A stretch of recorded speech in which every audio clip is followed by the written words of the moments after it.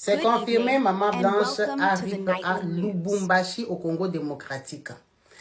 D'après le monsieur Bruno, qui était de la team Marcelo, qui soutenait le pasteur et tout, qui a décidé de parler et de dire les vérités comme elles sont, appeler le chien par son nom, il vient nous révéler que Maman Blanche a déjà à Lubumbashi. Pourquoi? Monsieur Tounassi a organisé ce Djali-là en lui offrant une bague en diamant pour laver l'image, pour montrer que c'était un couple parfait. Il a organisé une grande fête vendredi pour le baccalauréat de son fils. Pourquoi vendredi? On ne sait pas, les gens fêtent samedi, surtout que c'était à la maison. Il lui a offert le voyage de Bruxelles avec les enfants, sans lui dire qu'il allait l'inviter en Turquie. Donc, samedi matin, elle part à l'aéroport très tôt par rapport à l'embouteillage. Elle voit sa sœur Sylvie qu'elle appelle. Vous connaissez l'histoire. Elle lui a donné la valise. Ils ont mangé dans la voiture et compagnie. Elles se sont séparées à 16 heures d'après sa grande sœur. Maman Blanche entre dans l'aéroport de Kinshasa. Elle prend Bruxelles Airlines. Elle va à Bruxelles. Elle arrive le même samedi la nuit. Dimanche, Maman Blanche a parlé avec sa mère au téléphone jusqu'à minuit. Le même dimanche, la journée, Maman Blanche a parlé avec sa copine qui avait appelé pour dire que elle parlait avec Blanche. Blanche lui a dit qu'il est en train d'insister pour que je parte en Turquie. Pour que j'aille le rejoindre en Turquie, qu'on aille faire des courses. Il m'a surpris. Elle a encore bien dit que le pasteur Yoni était en train de l'appeler, qu'elle doit partir, le pasteur est en train d'insister. Tout ça là-bas, c'était dimanche, quand elle a parlé avec sa maman jusqu'à 23 heures. Depuis ce jour-là, dimanche, il n'y a plus de nouvelles parce que Maman Blanche, lundi, elle a pris l'avion le matin éthiopienne pour rentrer à Lubumbashi au Congo démocratique, aller prendre son chéri pasteur Marcelo pour qu'ils voyagent ensemble en Turquie.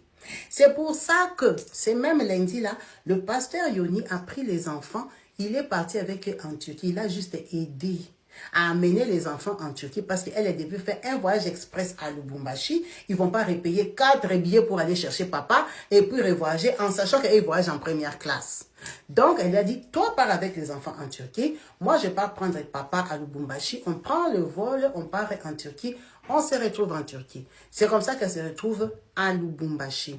Quand elle arrive à Lubumbashi, c'est lundi. Et tout ça, il n'y a pas de nouvelles, il n'y a pas d'appel parce qu'elle est dans l'avion. Elle arrive à Lubumbashi, elle voit son mari et puis on n'a plus de suite.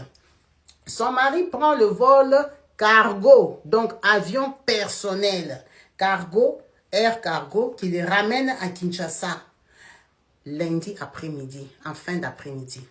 Lundi soir, il prend l'avion comme tout le monde, éthiopienne, pour partir en Turquie. Il dit bonjour aux gens, il fait les selfies, il cause avec les gens le voient que le pasteur est en train de voyager lundi. Et c'est comme ça qu'il arrive mardi. Quand il arrive mardi, le pasteur Yoni vient le chercher à l'aéroport, il l'amène à l'hôtel et puis il l'amène à l'hôpital là où il a soi-disant laissé Maman Blanche. Et c'est dans cet hôpital-là que le pasteur Marcelo nous a dit qu'il était au 7e étage. Il a senti un parfum, il a prié pour elle, il est descendu en bas, il a voulu la réanimer, il a pleuré, prié pendant 3 heures du temps. Blanche ne s'est pas réveillée. Ça, c'est mardi, hein, le jour qu'il est arrivé. Il annonce ça la nuit de mardi à mercredi. Et mercredi, il prend l'avion avec les corps, il revient au Congo démocratique. C'est ça l'histoire en fait. C'est quand même pas possible que un corps qui décède mardi, mercredi, il est dans l'avion, il revient au Congo. Mais en fait, c'est parce que elle est décédée à Lubumbashi. Elle est montée dans cargo, air cargo, qui l'a ramenée à Kinshasa. Mais seulement, comme c'est un avion loué personnellement, cet avion-là a atterri à la même heure que l'avion éthiopien. Ils ont calculé le temps. Donc, Ethiopian, c'est une grande compagnie. Pardon, Turkish Airlines, c'est une grande compagnie qui vient au Congo. On connaît quand même les heures à laquelle il arrive. On s'est arrangé pour que l'avion là arrive au même moment. C'est pour ça qu'il y avait interdiction de filmer à l'aéroport. Tout le monde avait interdiction de prendre les images parce que c'était un choc. Alors, les 2-3 vidéos qu'on a, ce sont des images volées. Et vous pouvez comprendre qu'il n'y a que 3 vidéos qui circulent de l'aéroport parce qu'il y avait interdiction. On avait placé les gens pour que personne ne filme la scène parce qu'il y avait 2 avions. On avait tous compris qu'il y avait 2 avions. Mais seulement le problème est que lui, il est venu avec l'avion qui venait Turquie, et elle est venue avec les cargos qui venaient de Lubumbashi. Le problème qui est là, est que ces cargos-là ne peuvent faire que des vols locaux. Il peut aller à Lubumbashi, Mbujima, Kananga, Bunia, Kisangani et tout ça. Il ne peut même pas aller au Congo-Brazzaville. Il ne peut même pas aller en Zambie. Il ne peut même pas aller en Angola. C'est une société d'aviation locale. Ils n'ont pas l'autorisation de faire international. Vous savez que quand on voyage à l'international, il faut payer, vous allez passer au-dessus des autres pays, il faut payer d'autres taxes, il faut payer la taxe là où vous allez atterrir. Cette société-là n'a pas cette capacité. Et la puissance de cet avion-là est incapable de voler jusqu'en Turquie, parce que c'est un petit Boeing de rien du tout qui peut faire que les vols de 2 heures, 3 heures, 4 heures maximum. Ça ne peut pas aller jusqu'en Turquie. Ils sont sortis de 2 avions différents, d'où pas d'image, interdiction formelle. Je vais vous mettre le monsieur qui nous a sorti toute cette hypothèse pour vous confirmer que ça ne vient pas de moi, mais ça vient de la personne qui connaît l'histoire, qui est venue nous relater et nous dire qu'elle n'a jamais été en Turquie. Elle est partie à Bruxelles, donner ses enfants au pasteur Yoni. Elle est retournée chercher son chéri à Lubumbashi pour qu'il parte rejoindre les enfants en Turquie.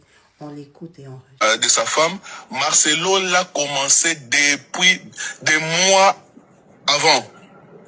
Souvenez-vous que Marcelo a redemandé à mariage sa femme en lui offrant une bague en diamant. Ça faisait partie du plan. Marcelo devait soigner leur image, afin qu'après la mort de Maman Blanche, personne ne puisse lui soupçonner. Et ça a marché, parce que même nous autres, nous avons eu compassion de Marcelo. Lorsque j'ai appris que Blanche était morte, je me suis dit, aïe, les pauvres, il va succomber certainement, parce qu'il aimait trop sa femme. Or, c'était une mise en scène. Marcelo étant un bon, je dirais même un bon assassin, il a tout mis en place.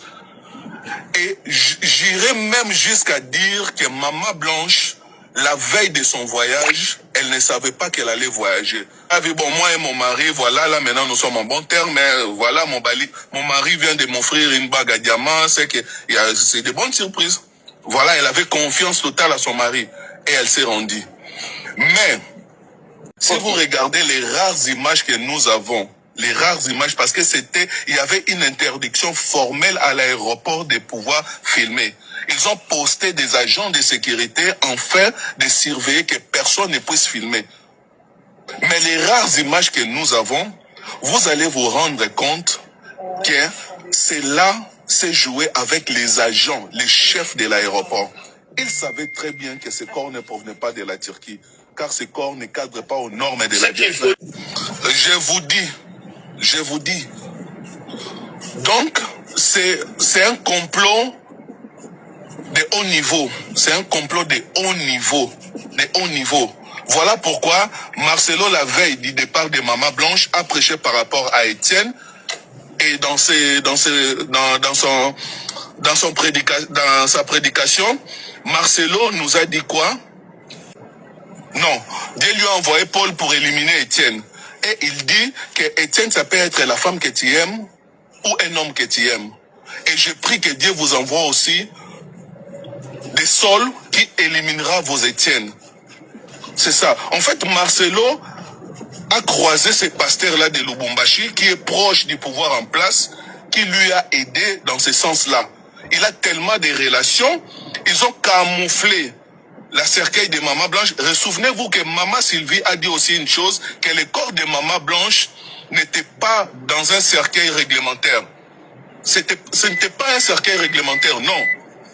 C'était plutôt une caisse rudimentaire. Donc ils ont pris le corps de Maman Blanche, ils ont placé dans une caisse. Après, la caisse a été dissimulée dans une sac, comme je viens de le dire, en polypropylène. On peut même les conclure en disant de l'aéroport savent très bien ce qui s'est passé. C'est un crime d'État. Ils savent très bien. C'est un crime d'État. Voilà. C'est un crime d'État. On peut aller à cette conclusion, c'est un crime d'État. Et que les autorités sont au courant de ce qui s'est passé. Soyons sérieux, parce que les explications que j'écoute là,